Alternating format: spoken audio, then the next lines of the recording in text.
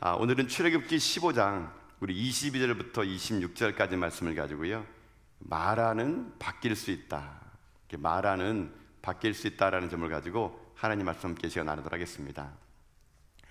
오늘 본문에 보게 되면요, 이스라엘 백성들이 평생 죽을 때까지 잊지 못할 한 가지 큰 사건이 나오게 됩니다. 바로 그게 뭐냐면요, 지금 이스라엘 백성들이 홍해를 건넜습니다. 지금 이스라엘 백성들은요 400년 동안 애굽에서 종살이해서 그 애굽에서 출애굽한 것만 해도 벅찬 가슴으로 다가오는데 그들의 인생의 앞길에 홍해가요 갈라지는 걸 직접 경험하게 됩니다. 지금 넘실대는 파도 앞에서 어찌할 바를 알지 못했었는데 뒤에는 애굽의 말발굽이 칼날이 들어오는데 그때 하나님이요 기적을 나타나십니다. 그 누구도 상상하지 못했던 일입니다. 바다가 갈라진 겁니다. 200만 명 앞에서 바다가 쫙 갈라졌을 때 아마 200만 명 된 사람들은 다 놀랐을 것입니다. 모든 사람들이 우와 막 함성을 지렸을 것입니다. 그들은 평생 한 번도 경험을 못했던 바다를 마른 땅처럼 걸어서 그 홍해를 건너게 되게 됩니다. 그들은 그 홍해를 건넜던 벅찬 감격이 얼마나 컸는지요 가만히 있을 수가 없었습니다. 그래서 오늘 이 출애굽기 15장을 보게 되면요, 모세와 미리암이 소고를 치며 춤을 추며 찬양합니다. 그렇게 1절부터 21절까지 그들은요 하루가 지나고 또 이틀이 지나고 3일째 되는 날까지 그들은 하나님을 찬양하며 그 높고 위대하신 분을 노래하며 나갑니다. 근데 문제가 생겼습니다. 3일째가 됐습니다.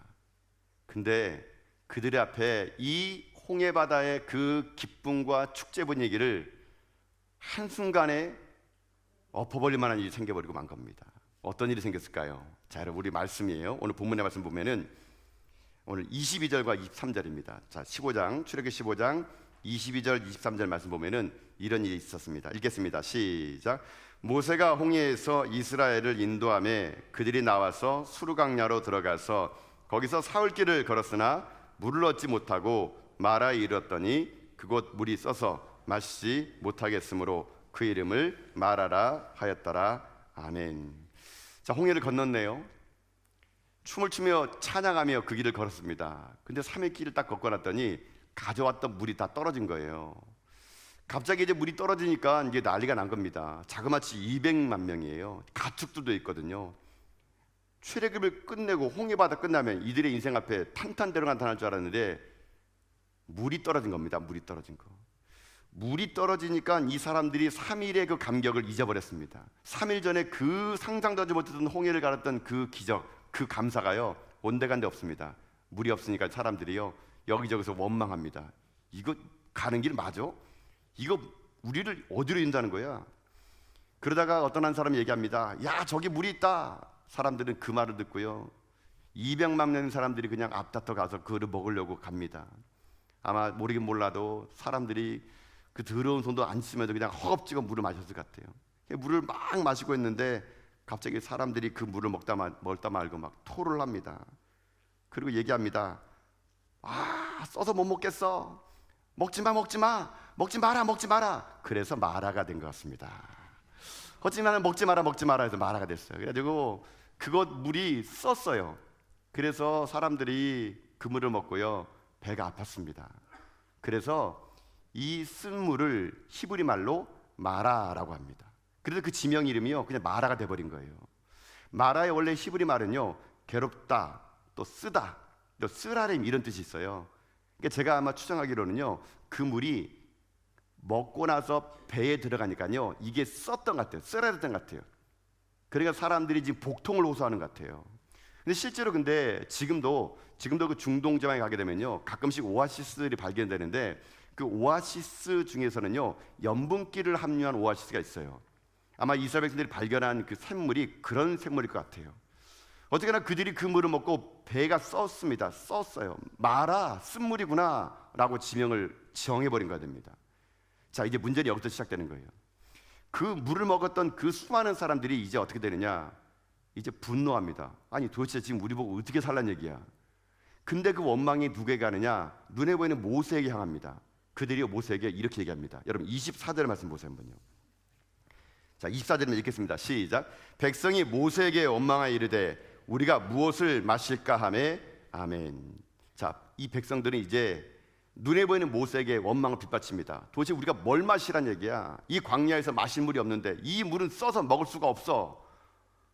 여러분, 지금 모세한테 항의했다고 물이 바뀝니까? 이제는 지금 원망을 모세에게 퍼부어요. 여러분, 모세도 똑같게 3일길 걸어왔어요. 모세도 지금 3일 걸어가지고 물이 떨어져가지고 지금 자기도 목말라요. 모세도 똑같이 힘들거든요. 무슨 모세는 무슨 뭐 남몰래 뭐 쿠팡에다가 시켜가지고 뭐 삼다수 시켜 먹은 줄 아십니까? 모세도 똑같게 물이 없기 마찬가지입니다. 근데 모세에게 화를 냅니다. 왜 우리 여기를 인도했느냐고. 근데 모세의 독특한 점이 있어요. 똑같은 물 앞에서 이 백성들은 이 모세를 향해서 원망을 하는데 모세는 조금 달랐습니다. 반응이요. 어떤 반응 보냈냐? 자, 25절이 모세의 반응이에요. 자, 25절만 읽어봅시다. 자, 읽겠습니다. 시작. 모세가 여호와께 부르짖었더니 여호와께서 그에게 한 나무를 가리키시니 그가 물에 던지니 물이 달게 되었더라. 거기서 여호와께서 그들을 위하여 법도와 율례를 정하시고 그들을 시험하실세. 아멘. 자, 사람들은 모세를 향해서 원망했습니다. 근데 모세는요, 그 사람들에게 똑같게 대하지 않았어요. 내가 너희들에게 물을 줄 사람이냐? 내가 뭐 수장봉사야? 그러면서 뭐 모세는요, 그 항의하는 사람들 앞에 똑같게 항의하지 않았어요. 모세는 하나님에게 기도합니다. 하나님, 어떻게 하면 좋겠습니까? 하나님이 인사이트를 줬어요. 나무를 가져다가 물에 던졌어요. 그랬더니 그 물이 달게 됐다는 겁니다.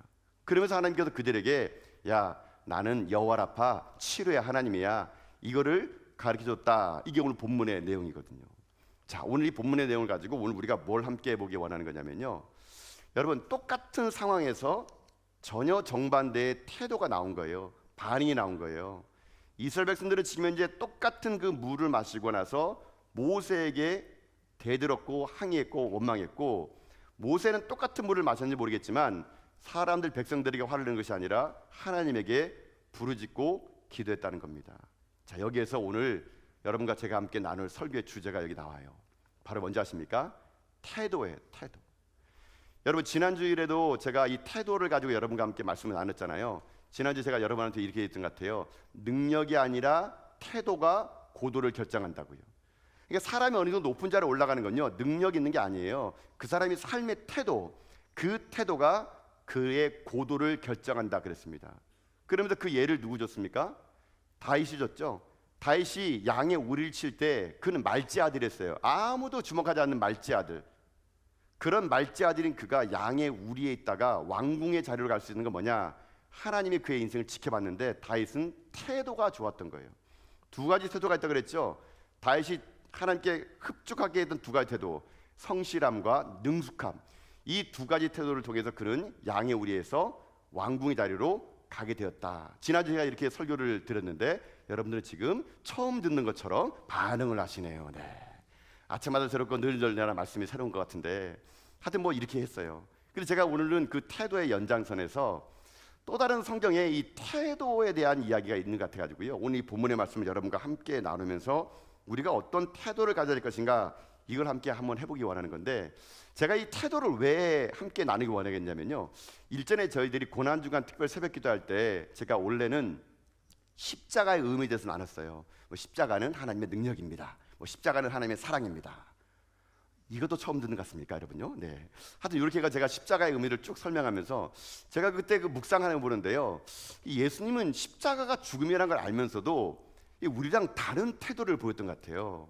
그래서 제가 그 예수님의 그 태도를 보면서 야, 이 예수님의 태도를 우리가 본받을 수만 있다면 우리들의 삶도 그 인생의 삶에서 십자가가 나오든 뭐가 나오든 우리 삶이 주님처럼 아름다운 삶을 살아갈 수 있지 않을까, 그런 생각을 해봤거든요. 그래서 제가 이 태도를 한번 이렇게 책을 찾아보고 성경 말씀을 읽어봤는데, 여러분, 성경에는요 이 태도라는 말을 좀 다르게 좀 썼더라고요.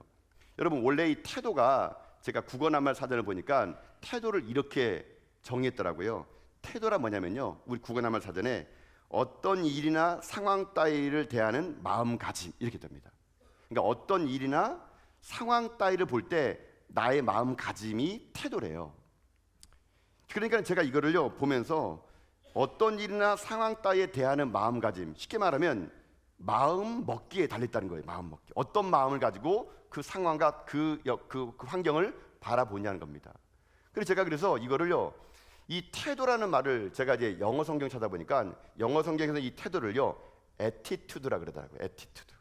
attitude가 이 태도의 태도. 근데 정말 신기한 건 뭐냐면요, 이 attitude라는 태도가 한국말 성경에는 뭘로 번역된지 아십니까? 마음으로 번역됐어요. 마음으로요. 자, 여러분, 빌립보서 2장 5절 보면요, 이렇게 되어 있거든요. 한번 이 말씀 읽어볼까? 한번 같이 한번요. 자, 한번 읽어봅시다. 시작. 너희 안에 이 마음을 품으라. 곧 그리스도 예수의 마음이니. 아멘. 바울은 얘기합니다. 우리가 품어야 될 마음이 있대요. 그 마음이 뭐냐? 바로 예수님의 마음을 우리가 품어야 된대요. 그래야 우리 안에 빌립보서의 주제, 기뻐하고 기뻐할 수 있다는 얘기예요. 근데 정말 이게 공교롭게 재밌는 게 뭐냐면요, 여기에 빌립보서 5장에 너희는 이 마음을 품으라. 그 마음이 곧 예수 그리스도의 마음이라 그러는데, 이 마음과 마음이요, 제가 NIV 성경 보니까 여기에 애티튜드로 나왔더라고요. 여러분, 제가 한번 NIV 성경으로요, 이 아까 읽었던 빌립보서 2장 5절 말씀을 읽어드릴 텐데, 여러분 잘 아시죠? 제가 영어는 밤에만 공부하기 때문에 낮에는 발음이 안 좋아요. 그러니까 여러분이 그냥 다 이해하고 들으셔야 돼요. 이 NIV 성경 보면은 이게 있어요. Your attitude should be the same as that of Christ Jesus. 역시 발음이 안 좋네요. 네. 자, 이거를 그냥 제가 이 문장을 그대로 직역하면 이거예요. 너희가 이걸 품으라는 거예요. 예수의 이걸 품어라, 이런 뜻이거든요. 근데 이것이 뭐냐면은 attitude, 태도. 그러니까 너희들이 예수님의 태도를 품으라는 얘기예요. 이게 마음을 품으라는 얘기예요. 그럼 예수님의 태도가 어떤 거예요? 예수님이 십자가를 바라보는 태도, attitude, 그 마음을 우리가 품는 거예요. 예수님이 사람을 대하는 태도, attitude, 그 마음을 우리가 품는 거예요. 예수님이 십자가를 앞에 두고 했던 그 태도를, 그 마음을 우리가 품는 거예요. 오병이의 기적을 통해서 수많은 사람들이 예수님을 왕으로 추대하려 그럴 때 예수님이 그것을 물러나가지고 기도하러 갔던 것처럼 그 태도, attitude, 그 마음을 품으라는 거예요. 이 마음을 품을 때 우리 안에 진정한 기쁨과 자유함을 누릴 수 있다라는 그런 거거든요. 그래서 오늘 여러분과 제가 할 게 뭐냐면요, 이 attitude, 태도를 가져서 얘기할 텐데, 여러분 제가요, 사실 제가 이제 그 신학대학원을 그 졸업한 후에 제가 조금 공부를 좀 더 했어요. 제가 목회 상담학을 공부해 봤는데, 이 목회 상담학을 공부해 보면은 이게 심리학을 공부하게 돼 있었어요. 그 심리학에 보게 되면은요, 이 태도에 대해서 이 칼 융이라는 심리학자가요, 이 태도를 그 사람은요 이렇게 정했더라고요. 근데 이 사람이 정말 대단한 사람이에요. 이 사람은 태도를요, 애티튜드란 태도를 칼 융이라는 심리학자는 이렇게 정의했습니다. 어떤 특정한 방향으로 행동하거나 반응하는 정신적인 준비 태세. 더 어렵게 얘기했네요. 자, 하여튼 뭐 칼 융이라는 사람 나와 있고 뭐 애티튜드 나와 있고 오늘은 아주 그냥 어렵게 됐는데요. 쉽게 말하면 이 말이에요. 태도는 뭐냐면요, 어떤 사람이 어떤 일을 겪거나 어떤 사람을 대할 때 마음의 자세가 어떠하다라는 겁니다. 어떠하다는 거. 이거 쉽게 말하면 이긴 거예요. 내가 부정적인 생각과 부정적인 자세를 갖고 사는 사람은, 그런 태도가 있는 사람은요, 어떤 환경이 온다 하더라도 부정적으로 반응할 마음의 자세를 가진다는 얘기예요. 이게 태도예요, 태도. 그러니까 나의 태도가 항상 부정적인 사람, 나의 태도가 항상 긍정적이 않은 사람은요, 상황이 어떤지 관계없습니다. 그냥 나는 부정할 자세를 가지고 나가는 거예요. 이게 태도예요, 태도, 애티튜드. 이게 심리학자가 말하는 것이고 영어 성경이 말하는 것이고 이게 성경이 말하는 마음이에요. 근데 어떤 사람은요, 어떤 환경, 어떤 상황이 있을지라도 긍정적으로 대처하려는 마음의 자세가 준비된 사람이 있어요. 이 사람은 사물을 바라볼 때 항상 긍정적인 태도를 가지고 바라본다는 얘기입니다. 예를 들면 이렇게 될 수 있어요. 코로나19가 우리에게 발생했습니다. 항상 애티튜드, 태도가 부정적인 사람은요, 아이고 다 망했다, 이제 끝났다, 이제 이 코로나 이거 평생 가는 거야, 이거 이제 우리는 이제 더 이상 소망이 없어. 코로나19가 막 번지면서 나도 죽네 너도 죽네 하면서 그냥 절망적인 행동으로 코로나를 대처하는 사람이 있는 반면에, 또 다른 애티튜드, 긍정적인 사람은요, 야, 이 코로나가 이렇게 무서우니 앞으로 더 힘든 바이러스 나타날 때 우리가 붙들 것은 예수밖에 없구나. 예수만이 소망이구나. 하나님이 더 잘 섬겨되구나. 예배 못 드리려고 할 수 있으니까 내가 예배를 더 잘 드려야겠구나. 애티튜드, 태도가 다른 겁니다. 똑같은 코로나19 보더라도. 여러분 무슨 아시겠어요? 이게 태도의 차이인 거예요. 태도의 차이. 그 때문에 인간의 마음에는요, 이 두 가지 마음이 있어요. 항상 어떤 환경, 어떤 조건 주더라도 부정적으로 반응하려는 준비의 자세가 있는 사람이 반면, 어떤 환경, 어떤 게 온다 하더라도 긍정적으로 반응하려는 태도를 가진 사람이 있다는 얘기입니다. 자, 오늘 이 태도가 오늘 본문에 나온다는 얘기예요. 똑같은 마라의 쓴물을 먹었어요. 똑같은 마라의 쓴물을 좀 대했어요. 그런데 태도가 다릅니다. 이스라엘 백성들은요, 그냥 그 태도가요, 무조건 부정적인 거예요. 무조건 우리 끝났다는 얘기입니다. 물이 어디냐라는 거예요. 그런데 모세는 달랐습니다. 하나님 앞에 그것을 가지고 기도했다는 것이거든요. 여러분, 지금요, 이 이스라엘 백성들이 왜 여러분 광야길을 걸어야 하는지 아십니까? 하나님이요, 이 태도를 바꾸려고 하기 때문에 그런 거예요. 여러분 생각해 보세요.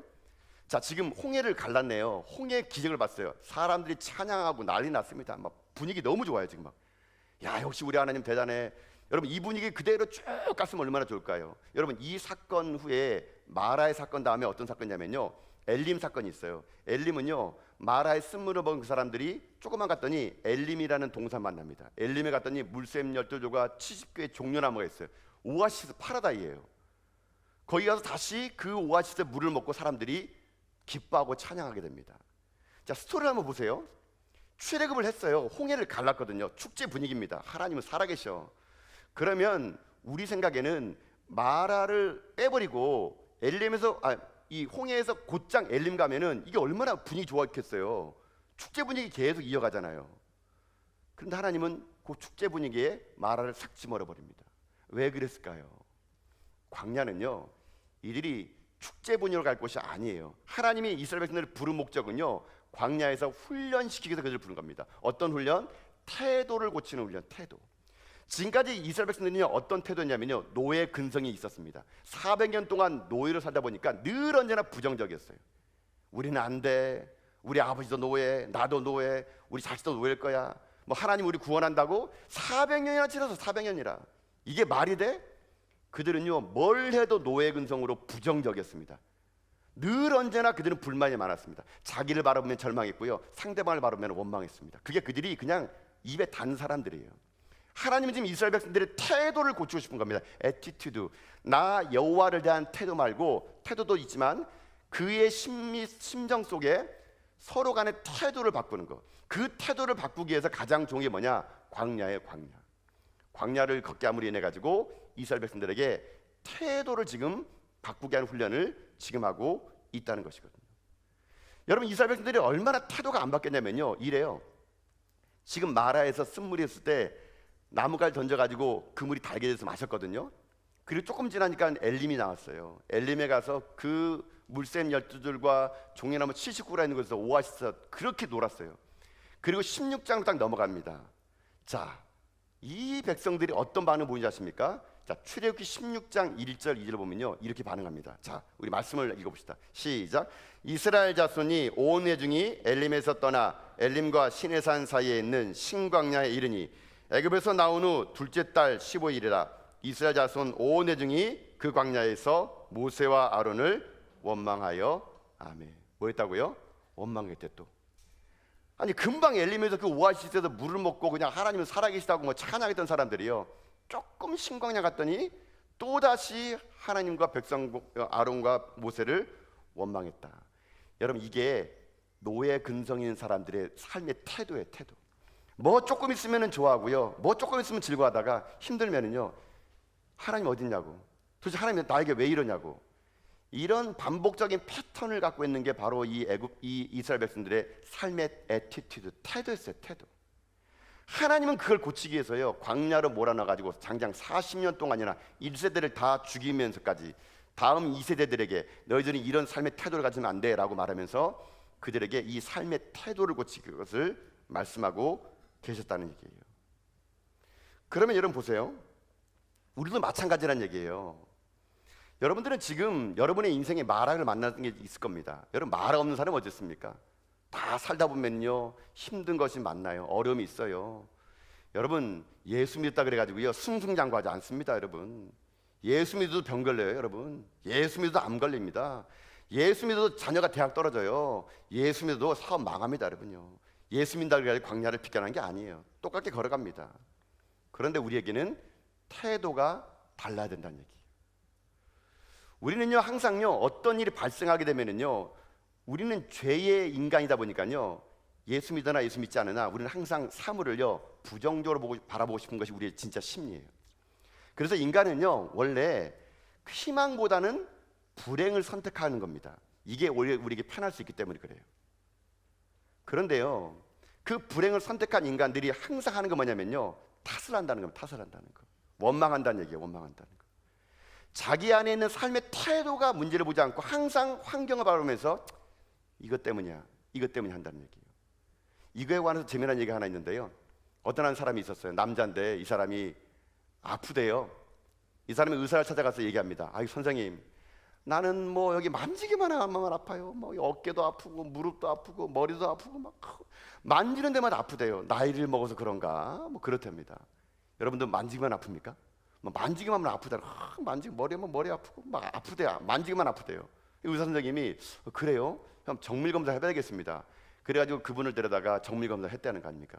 MRI 다 찍고 막 해가지고 이제 그거를 이 의사 선생님만 같이 판독하는 겁니다. 어떻게 만지는 데만 아플까 해가지고 쭉 훑어봤더니 의사 선생님이 나중에 원인을 찾아낸 거예요. 그 사람을 오게 합니다. 선생님 앉아보세요. 제가요 원인을 찾았네요. 그래요? 아니 왜 저는 만지는 데만 아플까요? 알고 봤더니 여러분 뭔지 아십니까? 그 사람 몸은요 하나도 아픈 게 아니에요. 알고 봤더니요 손가락이 부러진 거예요. 손가락이. 여러분 이게 무슨 말인지 아세요? 손가락이 부러지니까 이 손가락 부러진 걸 만지니까 계속 아픈 거예요. 머리 아프네. 가슴 아프네. 부러진 손가락을 만지는 데마다 부러진 손가락이 아프니까 어깨 아프다, 팔 아프다, 머리 아프다.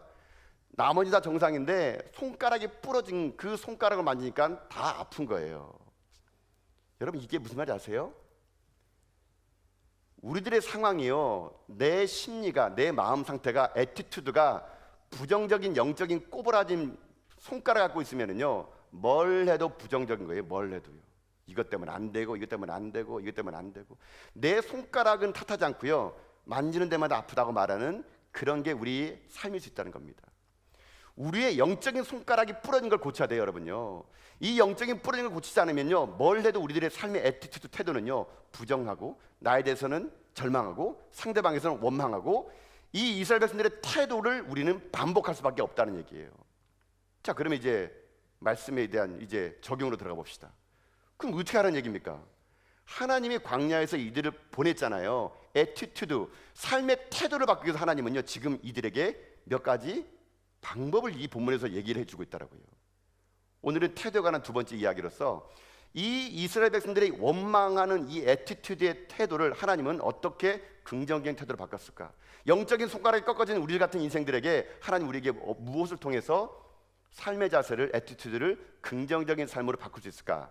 오늘 본문에 한 두 가지의 길이 있었던 것 같아요. 그래서 오늘 제가 여러분과 함께 이 삶의 태도를 바꿀 수 있는 몇 가지의 훈련법을 통해서 전 여러분들이요 영적인 손가락이 꺾어져 가지고 만지는 데마다 아프다 그러면서 여러분 탓을 하는 것이 아니라 상황에 관계없이 여러분 삶이 그 상황을 이겨낼 수 있는 긍정적인 삶의 태도를 가지는 그래서 모세처럼 다윗처럼 쓰임받는 여러분 다 될 수 있기를 여러분 주님의 이름으로 축복합니다. 자 그러면 방법을 찾아봅시다. 어떻게 해야 우리가 어떤 훈련을 받아 우리가 이 태도가 바뀔 수가? 이 본문에서 말하는 것 중에 하나가 첫 번째일 겁니다. 첫 번째는 이런 훈련을 받으셔야 됩니다. 첫 번째는요 원망 대신 기도의 훈련을 하랍니다. 원망 대신 기도의 훈련을 하라. 훈련은 어려운 거예요. 훈련해야 바뀌는 겁니다. 자, 본문을 통해서 먼저 한번 얘기를 해봅시다. 자, 본문 말씀 24절 25절 말씀 볼까 한번요. 자, 봅시다. 함께 읽습니다. 24절 25절 시작. 백성이 모세에게 원망하여 이르되 우리가 무엇을 마실까 하매 모세가 여호와께 부르짖었더니 여호와께서 그에게 한 나무를 가리키시니 그가 물에 던지니 물이 달게 되었더라. 거기서 여호와께서 그들을 위하여 법도와 규례를 정하시고 그들을 시험하실세. 아멘. 자, 태도에 관해서 제가 몇 가지 책을 더 봤더니만은요 이 태도라는 건요 이렇게 정의하더라고요. 태도는 태어날 때 정하는 것이 아니래요. 태어날 때부터 나는 부정적인 태도야 긍정적인 태도야 이게 아니라 그럽니다. 인간의 태도는요 후천적으로 학습되어지는 거래요. 어떤 환경과 어떤 여건과 어떤 미디어를 통해서 인간은 후천적으로 이 태도가 학습되어지는 거래요. 그러니까 여러분들은요, 지금 만약에 여러분들이 후천적으로 어떤 상황 속에서 계속 부정적인 태도를 간다면 그건 여러분 잘못보다는요, 여러분의 환경이, 여러분의 여건이 여러분들 그렇게 만들어 갔을지도 몰라요. 근데 이것이 우리에게 희망인 이유가 뭔지 아십니까? 이 태도가 후천적인 거라면요, 이거는 바꿀 수가 있다는 얘기예요. 그러면요, 얼마든 태도는요 훈련해서 바꿀 수가 있다는 얘기거든요. 그래서 하나님은 오늘 우리에게 그 훈련법을 얘기해 주는데, 첫 번째 방법이 원망 대신 기도를 훈련하면 내 안에 그동안의 부정적인 애티튜드의 삶이 긍정적으로 바뀔 수가 있다라는 것입니다. 여러분 들어보세요. 마라의 쓴물은 다 마셨어요. 안 마실 사람 없어요. 24절에 보면은요, 이 백성들은 마라의 쓴물을 먹자마자 모세를 향해서 원망합니다. 여러분, 사람에게 원망했다가 바뀌지 않아요. 여러분들이 어떤 현실의 삶에 부딪힐 때 사람 탓하지 마세요. 너 때문이야, 당신 때문이야. 아니에요. 사람 탓해봤자 절대 마라의 쓴물이 단물로 안 바뀝니다. 이스라엘 백성들은요, 그저 노예 근성이 있다 보니까 계속 탓해야 돼요. 그래야 내가 사니까. 당신 때문이야, 너 때문이야. 탓하다가 말면요, 자기 탓해요. 그래, 나는 이 모양이 있고 그러니까 난 안 돼. 아이고, 이런 내 팔자에 무슨 뭐 낙을 누리겠다고 이렇게 된다니까요, 여러분요. 근데 모세는요 달랐어요. 그렇게 자기를 탓하는 사람들에게 상대하지 않고 그는 하나님 앞에 나갑니다. 그리고 모세가 어떻게 합니까? 하나님께 부르짖어요. 한 사람은 기도 대신 원망을 했고요, 한 사람은 원망 대신 하나님께 기도했다는 것입니다. 이것이 차이점이에요. 그런데 놀라운 거 뭔지 아세요? 기도했더니 그 애티튜드의 삶이, 기도했더니 자기를 살릴 뿐만 아니라 200만 명의 사람을 살렸다는 것이에요. 여러분 이게 무슨 말이냐면요, 모세가 기도했더니 하나님께서 그 쓴물을 바꿔줄 수 있는 나뭇가지를 보여주게 됩니다. 모세가 던졌더니요, 그 쓴물이 단물로 바뀌었습니다.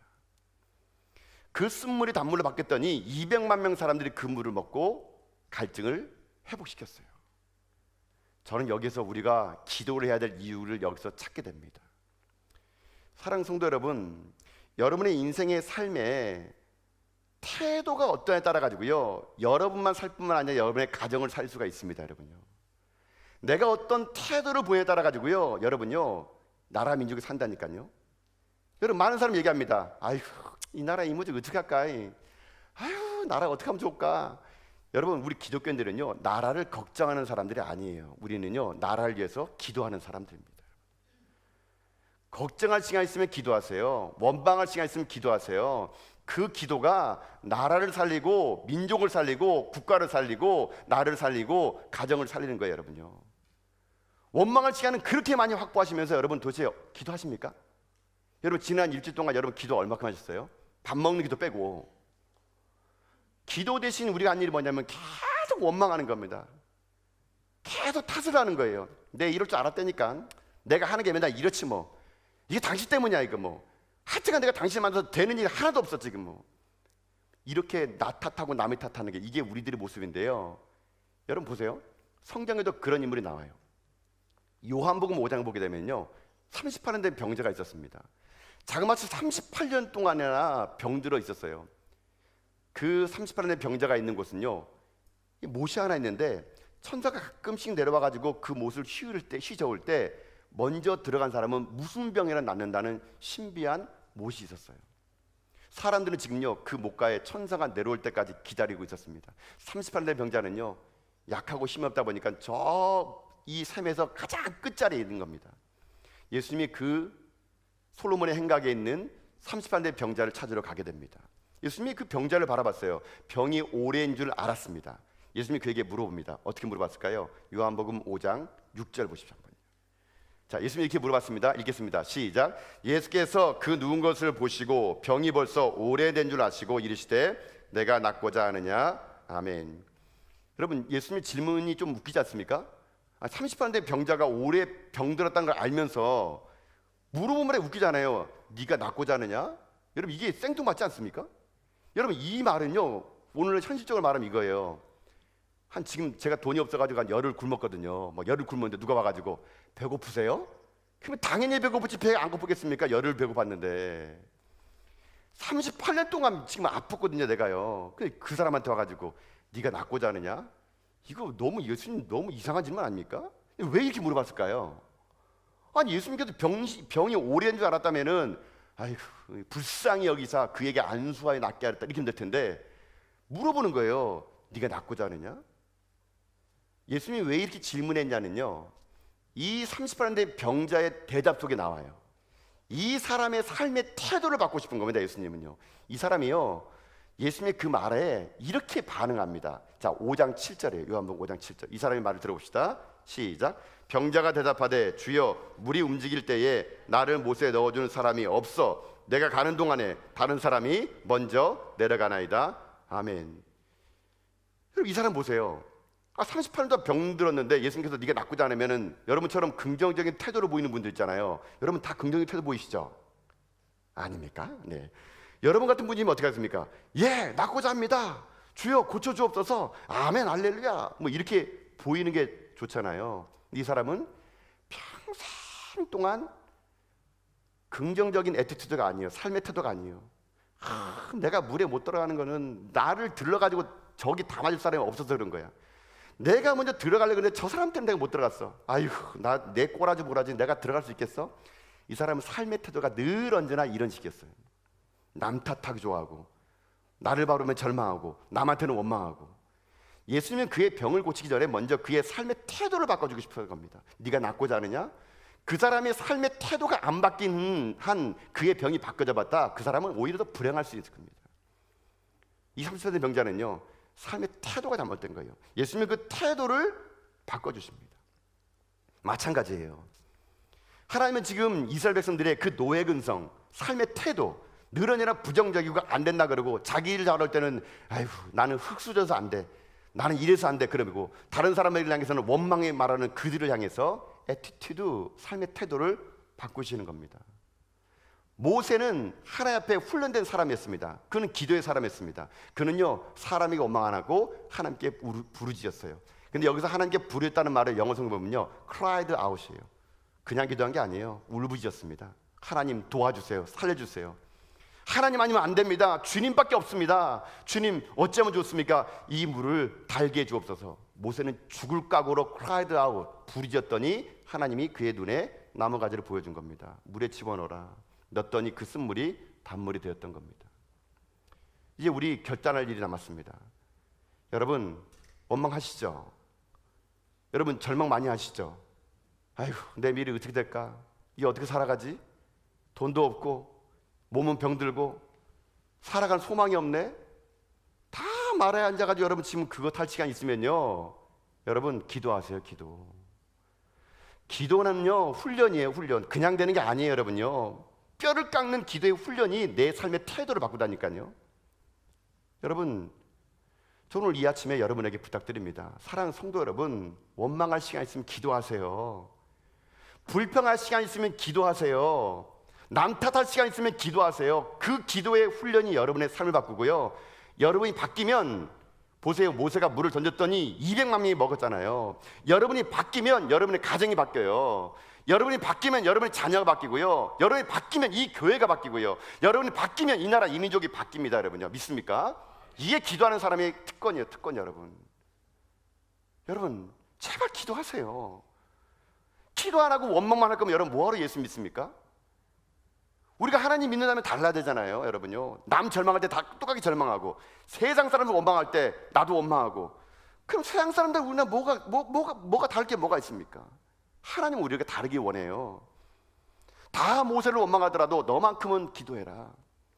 다 세상을 탓하더라도 너만큼은 기도해라. 하나님 지금도 기도하는 성도, 기도하는 교회를 통해서 지금도 이 쓰디쓴 이 세상을 담만난 세상을 만들기를 원하세요. 누굴 통해서요? 기도하는 그 한 사람을 통해서. 여러분 그 한 사람이 여러분이 되지 않겠습니까? 그 한 사람이 우리 전화기가 되지 않을까요? 우리가 앞으로 여러분 인생의 삶에서 어떤 일이 안 나더라도 원망에 여러분 잔을 들지 마시고요, 기도합시다. 우리 함께 기도해서 이 절망에 쓴물 나는 이 세상을요 단물 나게 만들고, 지금도 복음이 없어 죽어가는 수많은 열방에 있는 사람들, 그 쓴물 먹는 사람들 가서 우리가 복음을 전해서 그 나라를 단물 나는 나라를 만드는 거, 그게 우리의 마지막 사명입니다. 저는 주님 오시는 그날까지 우리 인생의 삶이 말의 쓴물 앞에서도 원망하지 않고 기도의 무릎을 통해서 그 쓴물을 단물로 만드는 가운데 여러분들이 기도의 용사로 세상을 살려나가는 여러분 주님의 종도 다 될 수 있기를 주님의 이름으로 축복합니다. 이게 첫 번째의 태도예요. attitude, 삶의 태도. 원망 대신 뭐 하라고요? 기도합니다. 자, 하나가 더 있어요. 제가 찾은 게 뭐였냐면요, 본문의 말씀 그대로예요.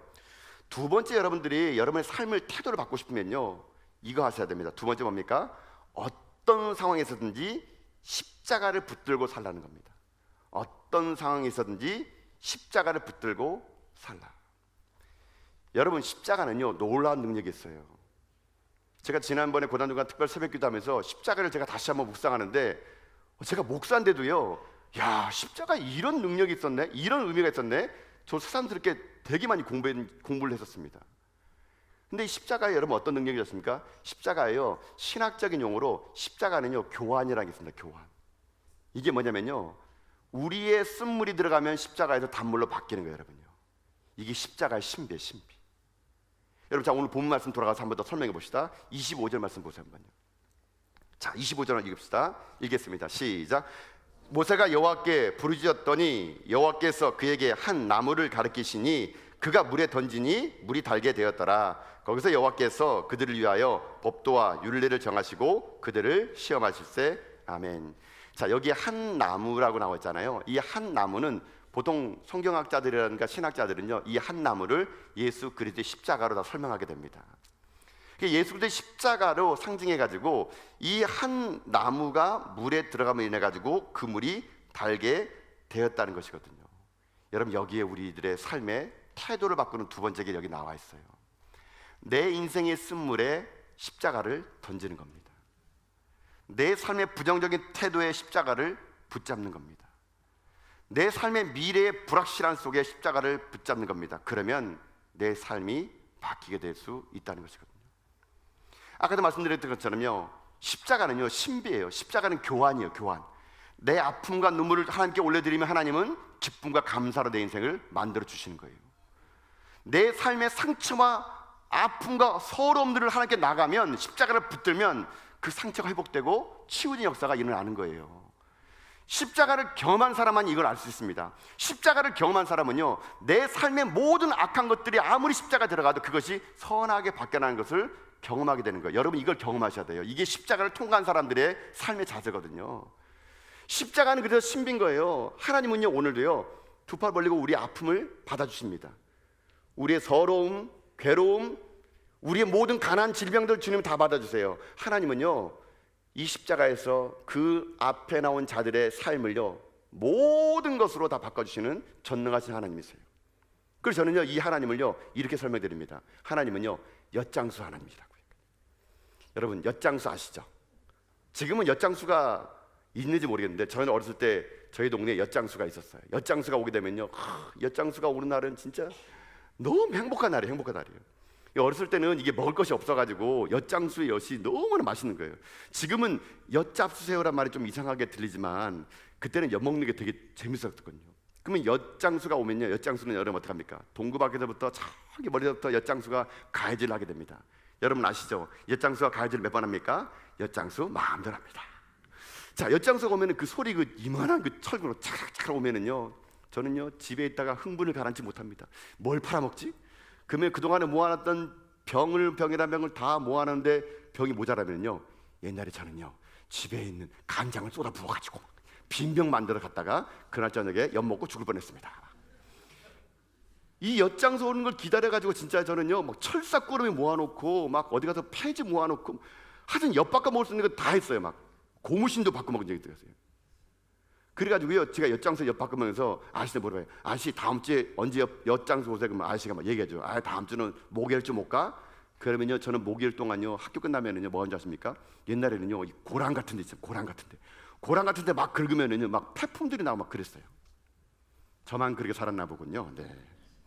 저는 그러니까 학교 끝나면 맨날 고랑 막 파가지고 뭐 빈병 나오고 뭐 철 나오면 막 모아놨다가 씻어가지고 엿장수 오면 막 바꿔줬어요. 근데 저는 그 엿을 먹으면서 너무 행복했는데요, 한편으로 이런 생각 들었어요. 아, 저 엿장수는 너무 마음이 좋다. 나도 엿장수 할까 옛날에 커가지고 막 그랬어요.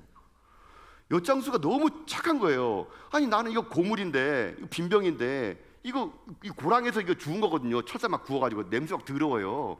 이거 주는 엿장수는요 한 번도 짜증 안 냅니다. 그냥 하면서 막 엿을 주는 거예요.